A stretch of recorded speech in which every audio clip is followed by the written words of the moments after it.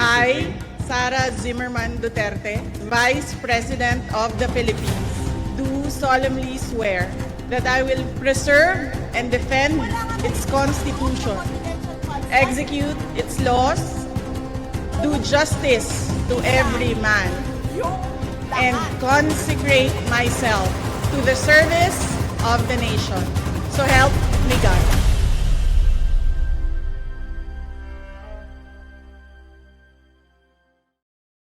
Magandang araw po sa inyo lahat. Ako po si Christian Esguera and welcome po dito sa ating special Facts First episode ngayong araw po ng Lunes. Ngayon po ay July 20, 2026. We're saying it is special because this is not a live episode. We are recording this in the morning dahil busy po ito makakausap natin. Buti po napaunlakan po tayo. Ito po yung konteksto ng ating pag-uusapan. No? Over the weekend, ito pong si former and short-lived Senate President Alan Peter Cayetano again unleashed a barrage of attacks. This time against at least a couple of his fellow senator judges diyan po sa impeachment trial. Kinwestiyon niya yung SALN, Ping Lacson, tsaka nitong si Senator Erwin Tulfo, among many other things that he mentioned dun sa kanyang Facebook Live. Kagabi pinag-usapan po natin yung pagkapikon dito ni Senator Lacson. This time naman, hihinga natin ang kanyang reaksyon at kakausapin natin patungkol dito sa nakikita niya sigurong konteksto o motibasyon dito po sa ginawa ni Senator Alan Peter Cayetano. So we'd like to welcome again to our program si Senator Erwin Tulfo. Siya po yung tagapamuno ng Senate Blue Ribbon Committee. Magandang araw po and thank you for joining us again dito po sa Facts First. Thank you, Christian, for inviting me in your program. Senator, nilatag ko lang po yung konteksto, no? Pero sa pagtingin ninyo, ano ba nakikita nyong posibleng dahilan kung bakit nag-unleash ng ganitong barrage of attacks itong si Alan Peter Cayetano on the eve of a very crucial vote by the Senate Impeachment Court? Actually, Christian, kaya nga nagdadalawang isip ako kung I will join you in your program this today. Kasi nga ayaw ko na sanang sagutin, but then a lot of my friends are telling me, sagutin mo para malaman nila what's going on. Ang problema kasi, Christian, after nung matanggal siya sa pagiging Senate President, naiba na yung kanyang takbo ng pag-iisip, yung kanyang pananalita. I mean, hindi na nga siya kinakausap ng lahat ng members ng majority. Even sa minority din. Kasi ang practice pala dyan, Christian, since bago lang ako sa Senado, ngayon ako na-experience ng mga kudita-kudita. After a few days ng kudita, yung natalo na napababa na Senate President, kinakausap naman niya lahat. Kinakausap din siya, yung mga grupo na natalo. In the case of Senator Cayetano, walang kumakausap sa kanya. Hanggang ngayon, walang kumakausap sa kanya ng majority. So, siguro kailangan niya ng attention, pero hindi tama yung attention na gusto niya. So, ibig sabihin, di alam ng mga kababayan natin na yun. Simula nung napatalsik siya, kasi nga 2 linggo lang siya Senate President, siya yata pinakamaikli na naging Senate President, di niya matanggap. Kaya ganun ang nangyayari ngayon. That's what we believe in. Hanggang ngayon, walang kumakausap sa kanya ng mga members ng majority. Dun sa yung pag-question niya doon sa SALN ni Senator Ping Lacson, and of course, sa SALN ninyo, what do you think of that? Bakit niya binabanggit yun? Sa tingin niyo? Hindi ko alam. Marami akong naiisip, pero alam mo, Christian, kahapon may nagsabi sa akin, and I was on my way to church, pinagdasal ko na lang kasi mahirap naman na patulan yung may diferensya sa pag-iisip. So, might as well just pray for them. Kasi para ka na rin pati ikaw may problema ka rin sa pag-iisip kung papatulan mo yung taong kulang sa pag-iisip or may problema sa pag-iisip. Might as well pray for them. And sinabi ko doon sa spiritual director ko, sabi niya, ipagdasal mo na lang yan kaysa sa batikusin mo. Kasi titignan mo, ang layo naman, bakit brought up ang SALN? Actually, nung corona hearing yata, what I've heard isa po siya sa mga bumoto na buksan yung kay Corona, so na mga SALN. How would he know na ayaw ko pabuksan o gusto kong pabuksan? Wala pa naman kaming punto doon, di ba? parang pinapangunahan niya ako. Gusto ko muna marinig kung ano ba talaga yung mga ilatag mo dyan, kung para pumabor ako sa buksan ng salin or hindi ako pumabor. I haven't even laid down my cards, Christian. So I don't know kung saan niya nakuha yun. Tinitira niya ako. Ikaw nga, isalin mo. Wala naman akong binanggit tungkol sa salin ni VP. So hindi ko talaga maintindihan. Minsan iniisip ko na lang na siguro gusto niya ng media mileage, kaya salita siya ng salita, tira ng tira. Ayun, napapansin niya ng taong bayan. Pero at the same time, habang pinapansin siya ng taong bayan, siya naman ang nasisira. Sabi nga ng mga barkada ko, wag mo nang pansinin. Ikaw na rin may sabi na may diferensya sa pag-iisip. I think he started this actuation nung mapapatalsik siya as Senate President. Nag-iba ng takbo ng isip ni Senator Alan. Kaya nga, kahapon pinagdarasal ko na lang na sana bumalik pa sa katinuan. Tignan mo, pati postura niya, hindi na nag-aahit, hindi mo na maintindihan. Parang akala mo, taong grasa na. Yung mga forma niya, hindi, pati mga pananalita niya, parang out of the blues, biglang nag-i-snap na lang ng ganun. So, intindihin nila siguro doon sa mga nakikinig sa programa mo ngayon, Christian. Let's just pray for Senator Alan Cayetano for his speedy recovery kasi I believe baka nagkaroon ng nervous breakdown nung matanggal siya 2 weeks lang. Very short-lived ang kanyang pagiging Senate President. Siguro pagdasal na lang natin. Ayoko na mag-comment, Christian, yung salin. Diyan naman yan, nakita naman ng ombudsman. Gusto akong kaso ng ombudsman, sa kanila yun. So, wala namang problema sa akin. Okay. Ang inisip ko kasi whether, I don't know whether you agree with me po, Senator, no? To me, it was a bit suspicious that he would raise the issue of SALN of his 2 fellow senators on the eve of a crucial vote. Pag-uusapan kung babubuksan yung bank records ng Vice President. At alam po natin, nakadikit itong crucial vote na ito doon sa issue ng kanyang SALN. So parang ang dating, he was trying to disarm at least you and Senator Ping Lacson para siguro to influence your vote. What do you think of that? I don't think so. Gusto lang siguro sa akin naman, ang layo naman. Dami naman namin mga majority, dami naman namin mga senador. Pero bakit kami lang tatargetin? Siguro yung may nauna akong interview nung umaga na sabi ko na marami na, punong-puno na yung kanyang hands full na nga siya. Yung kanyang meron siyang sa NBI na sabi ni Director Mathibag, sisilipin nila yun sa Southeast Asian Games. Pagkatapos may lumutang pa, siguro stress na rin yun, Christian. May lumutang pa, sinasabi ni Senator Lacson na 6 billion na insertion sa flood control sa Taguig. So, dalawa, ika nga, di ba? Siguro nakikita niya, tapos mga kasama niya, ilang kasama niya na nandun sa kulungan. So, ito siguro that talagang putting a lot of stress.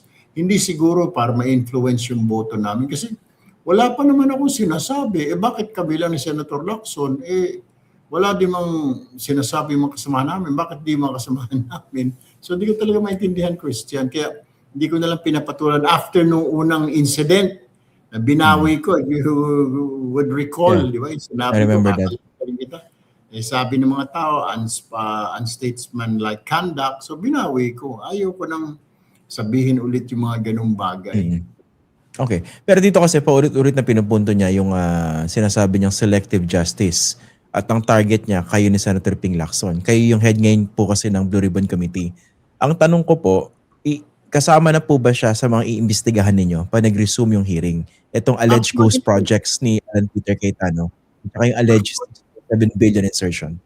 Actually, ngayon ko lang nga narinig yan kay Senator Lacson ko lang narinig last week na may lumapit daw sa kanya na may problema na may flood control issue din sa Taguig. Tapos nagsalita yata yung kanyang kapatid si Lino last year na sinasabi gusto mapaimbestigahan yung flood control nung mag-imbestiga rin kami. Not last year, I mean several months ago. Dapat daw silipin din yung sa Taguig. So nagka-idea ako, what we're going to do, ito para malinaw lang lahat because he keeps on saying na tinatago ng gobyerno, tinatago ng Senado, ng administrasyon. Number one, hindi po kami under sa executive. Nakakalimutan siguro ni Senator Alan. So sobrang dami niya na siguro iniisip. Iba-kaiba po ang Senate sa executive. Hindi po kami under sa Malacanang. So meron po kaming sariling disposition at pag-iisip. Hindi po kami pwedeng manduhan ng Malacanang. Pwede mag-suggest sa Malacanang Christian yung mga ledak na yun, yung mga batas na gusto ng Malacanang ipasa. Yun po pwede yung pag-usapan. Pero yung, oy, Senado, imbestigahan nyo ito. Oy, Senado, itigil yung gano'n. Hindi gano'n eh. Siguro nung panahon niya, nung under kay dating Pangulong Duterte, pinababasa sa pwesto. Kaya may idea siya na, pwede palang diktahan ang house ng palasyo. Nagpadikta siya eh. Dito ngayon, wala namang nagdidikta rito. Hindi naman kami kinukumpasan ng Malacanang. My point is, yung Blue Ribbon, meron pong Blue Ribbon. Mag-antay lang siya. Doon siguro siya nagalit. Sabi ko, relax lang. Sa July 27, ng morning ng SONA, dahil magkukonvene na po kami, ulit yung Senado, doon po babasahin yung appointment ko as chairman ng Blue Ribbon and then yung vice chairman tsaka members. Wala pa nga siyang sinusumiti, Christian. Dapat magsumiti siya kung sino yung mga members na gustong ipasok sa Blue Ribbon. Ang ginawa namin para wala nang kyaw-kyaw, lahat na lang. Sige, lahat kayong nasa minority, member na ng Blue Ribbon. So magkakaroon po ng hearing ang Blue Ribbon, hindi po iniiwas. Iimbitahan po natin yung 18 bodyguard o 20 kung iban man yan.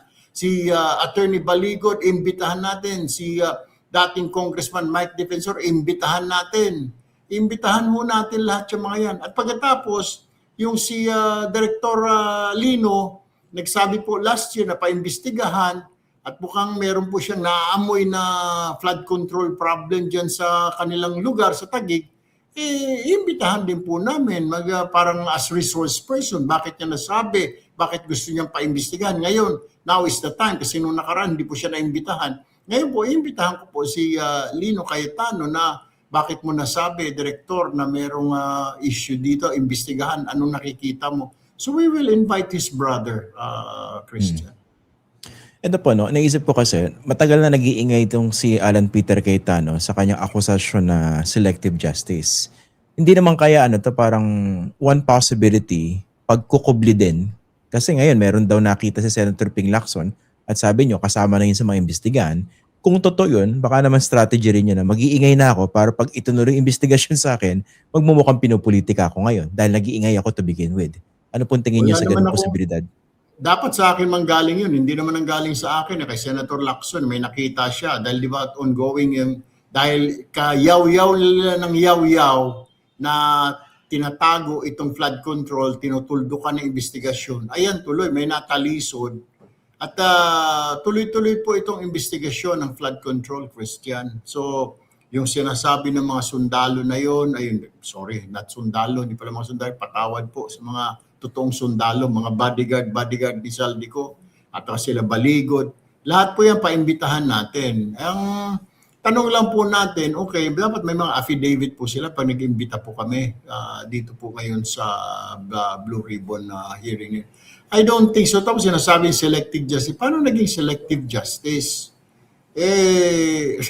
Hindi ko na paulit-ulit na lamang po kasi nasabi nila, siguro, ang tanungin niya po ang Ombudsman at Department of Justice. Doon po sa DOJ, kasi parallel, kung you remember, Christian, may investigasyon ng Blue Ribbon, meron din ng ICI, di ba? Meron sila pareho. Yung ICI, mga contractor, lahat ng contractor at mga congressman, nandoon sa ICI, pinatawag na ng ICI sila eh.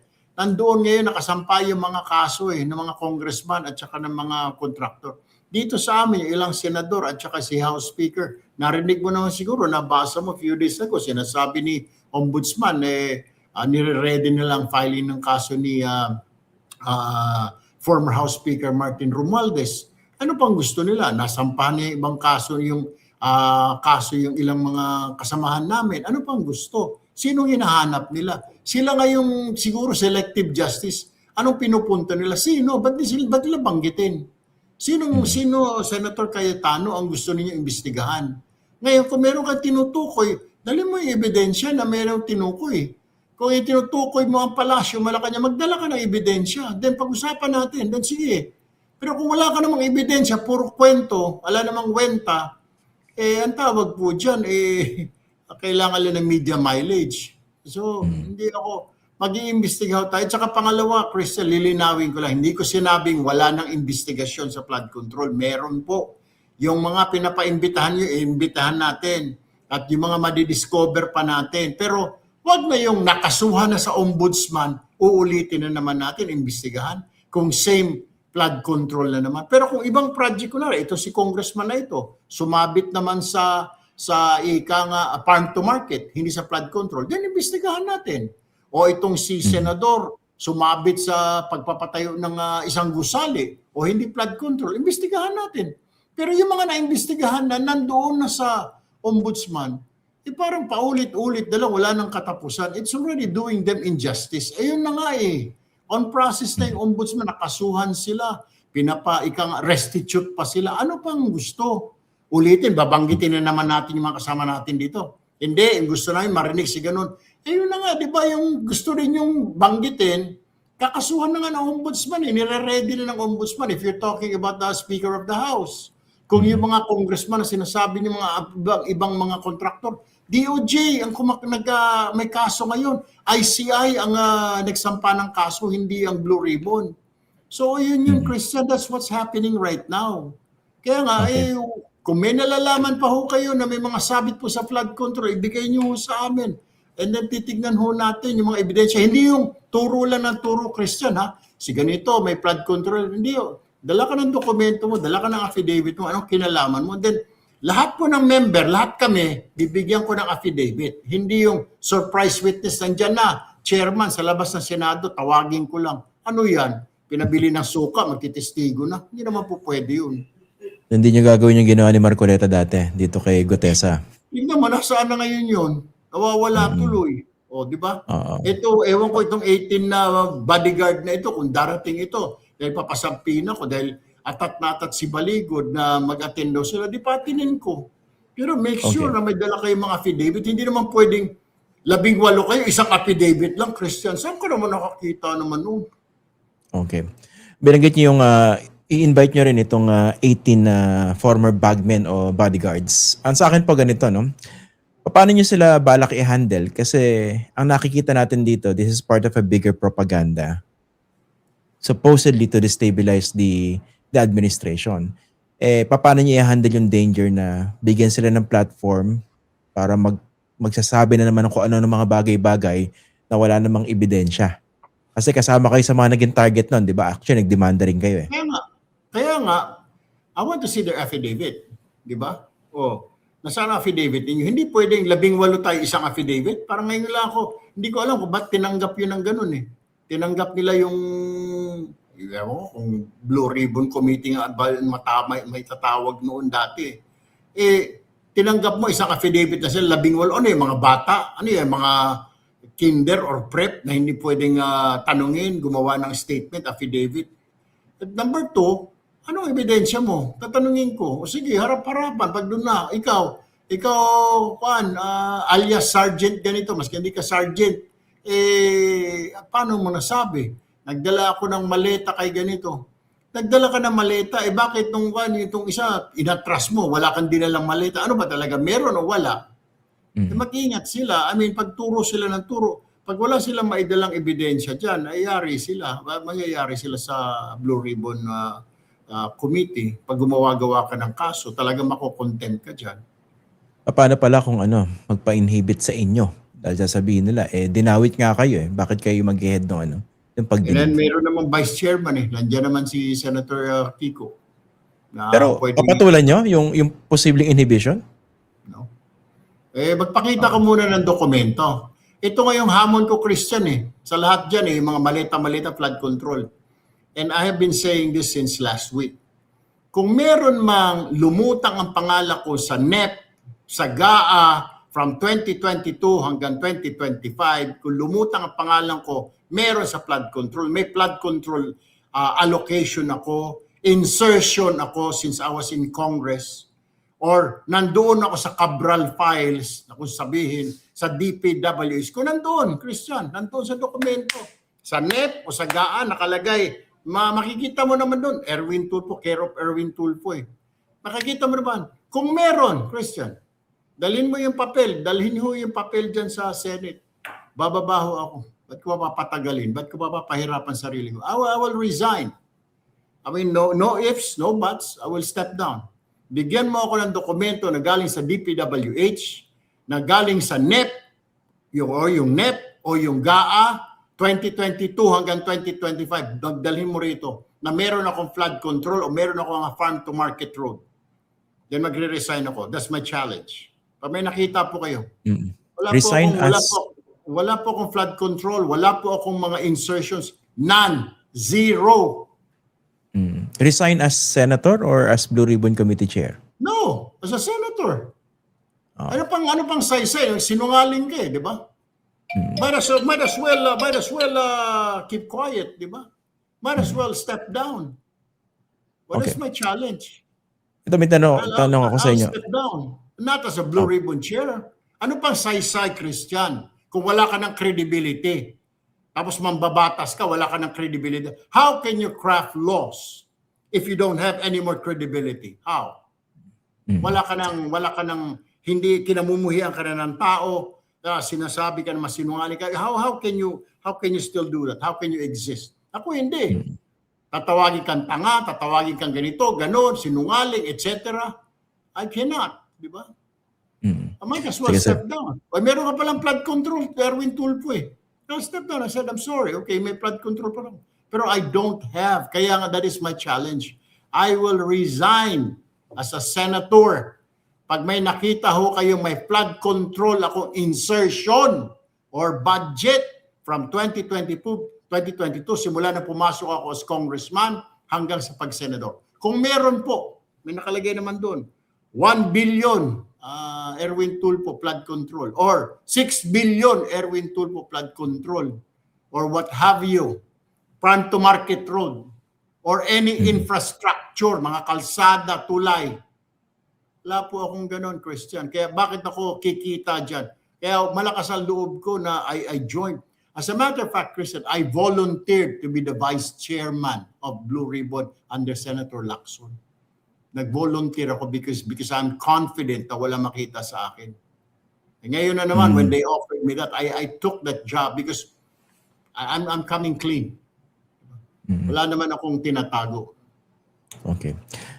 Senator, alam ko, busy kayo. No? Ililiko ko lang po. A few questions na lang po. No? Dito naman po sa impeachment trial. Alam po natin, mga senator judges kayo. At meron kayong, kasama sa rules, no, diba, yung political neutrality. Pero I'm sure you're aware of how many of our countrymen have been observing the way the trial is being conducted. Kasi meron kayo ilang mga kasama dyan sa Senado. Pangalanan na natin, yung magkapatid na Cayetano at saka si Senator Robin Hood Padilla. Nakitang-kita yung bias. Ano bang pwedeng gawin sa ganyan? Meron ba kayong parang kwentuhan man lang o paalalahanan na, teka muna, meron tayong pangako rito, political neutrality. At least habang suot natin yung robe. Let me ask you this question. When will this show come out? Mga anong oras? Pwede ko nang ilabas ng alas 12. Pwede kong ilabas ng gabi. Anong oras yung gusto? Because mamayang 2 o'clock, I will really, after the prayers, I will roll call, I will stand up, and I will ask the presiding officer to give me 2 minutes. And I will tell the presiding officer na pwede po ba, Mr. Presiding Officer, gumawa tayo ng rules. Hindi yung tayo mga kasama natin na self-serving naman yung sinasabi nila. Questionin ba naman? Yung mga kasama namin, kumukonti na lang kami. Anong pakialam ng impeachment court doon? Kasalanan ba ng impeachment court yun? Makulong yung mga kasama namin. Did we tell the government?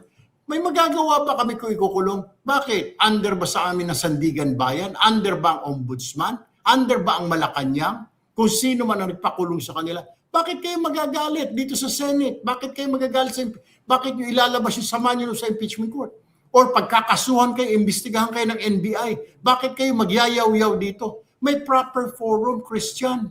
May proper forum. You have, this impeachment court was established solely for the purpose, dito po kay Vice President Sara Duterte, na yung ating Vice President, inaakusahan ng kung ano-ano, 4 articles na kailangan kung i-impeach ba siya o hindi. Hindi ito ang proper forum para Yaw-yaw yung mga kasama namin, kumukonti na lang kami, ilan na lang kami.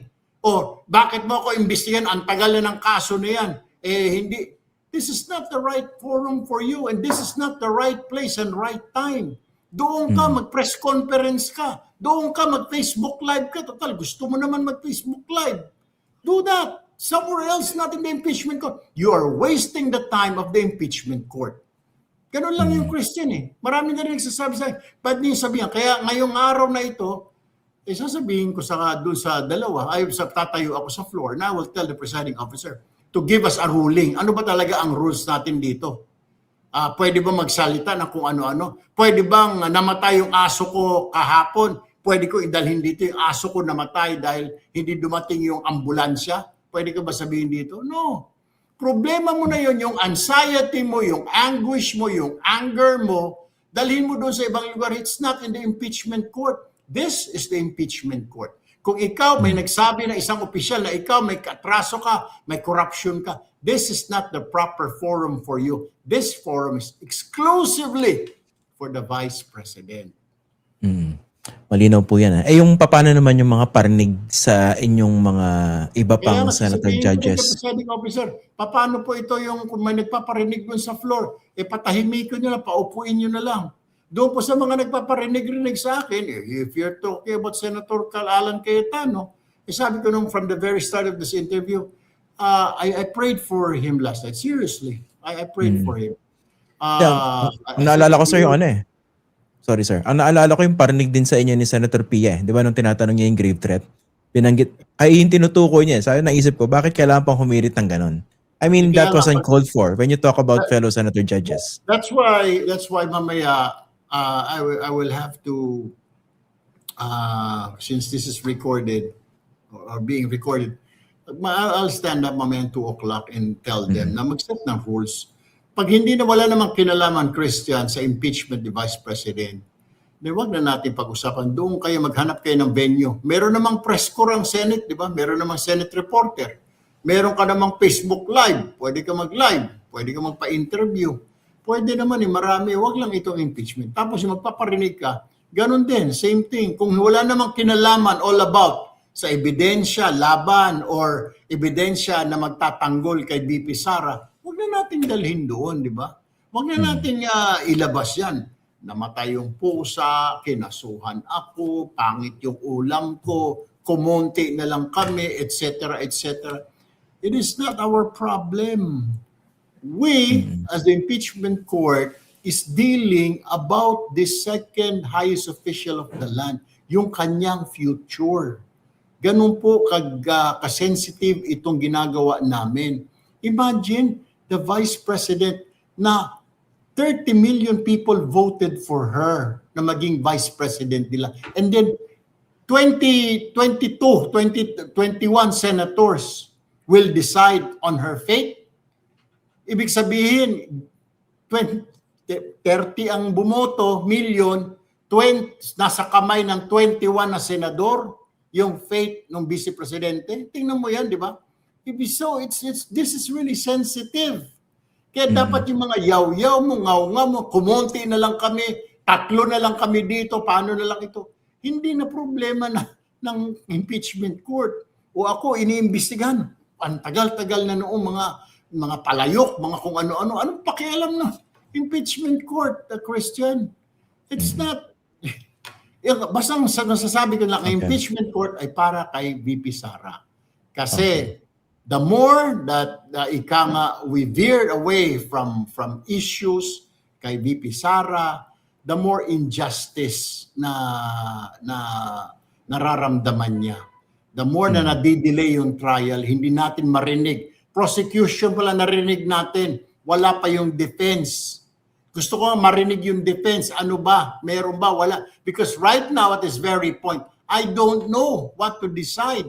Will I impeach her or not? Will I convict her or acquit her? Hindi ko alam, Christian. Siguro yung iba. Yung mga maiingay doon, yung mga daldal ng daldal na may nagsasalita dyan, kung saan-saan, lakad dito, lakad doon. Because me, I'm listening. I want to hear.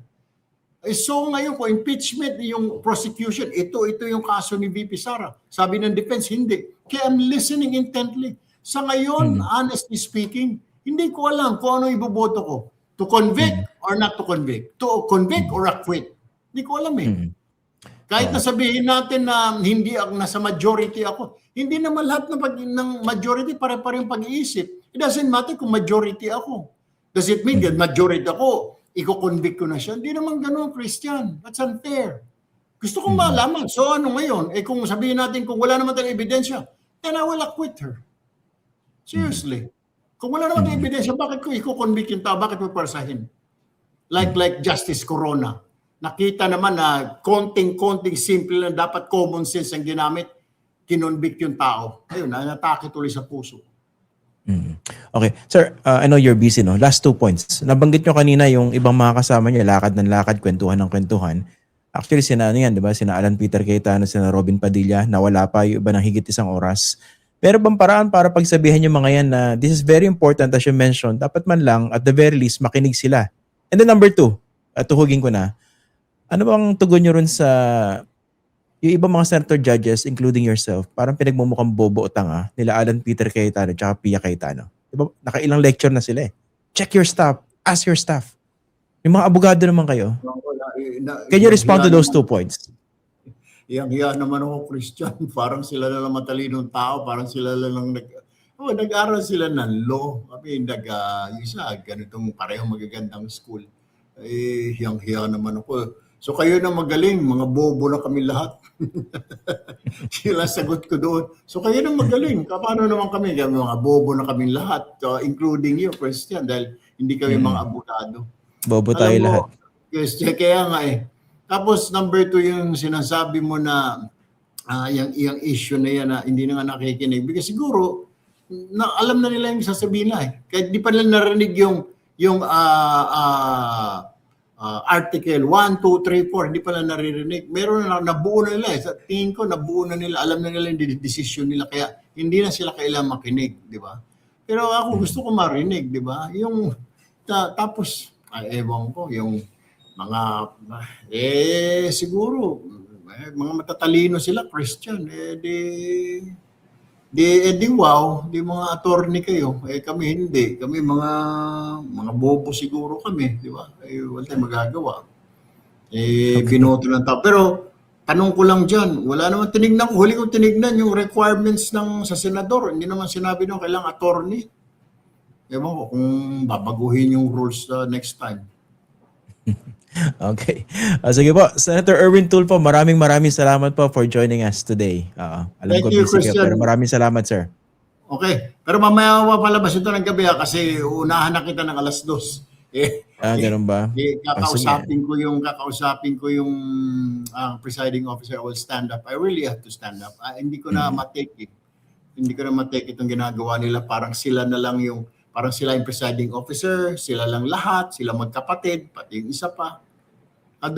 Though Senator Robin is a good friend of mine, we're talking sa lounge. My point is siguro, nakikita ko, binubulong-bulungan siya ni Senator Alan kung ano sasabihin, di ba? Alam ko naman na my good friend Senator Padilla is not like that. Siguro talagang he just wants to dala ng kanyang frustrations na kumukonti din naman talaga sila. Bakit sila gano'n? Bakit ang dami na nakukulong sa kanila? Punto ko lang naman doon siguro na hindi naman yun ang proper venue. Di ba? May tamang lugar, Christian. Thank you, sir. Thank you. Salamat, sir. Salamat po. Thank you po. Thank you. Yan po si Senator Erwin Tulfo. Nakausap po natin. Okay. Teka, bago tayo magtapos, no? May mga babatiin lang po tayo. Binabati po natin sina Architect Vic at saka ang kanyang asawa na si Pearl Ortega, si Mr. Dan Acuña at ang kanyang asawa na si Mia. And of course, yung pagbati galing kay Aricel. Yan, kaibigan natin si Aricel. So binabati natin si Aricel at saka yung kanyang asawa na si Froilan Garcia. Okay, abangan po natin, no? Meron pa tayong isang episode. Live naman po yun. Mamaya, pag-usapan natin yung impeachment trial day 7. Okay? Ako po si Christian Esguera. Magandang araw po sa inyo lahat.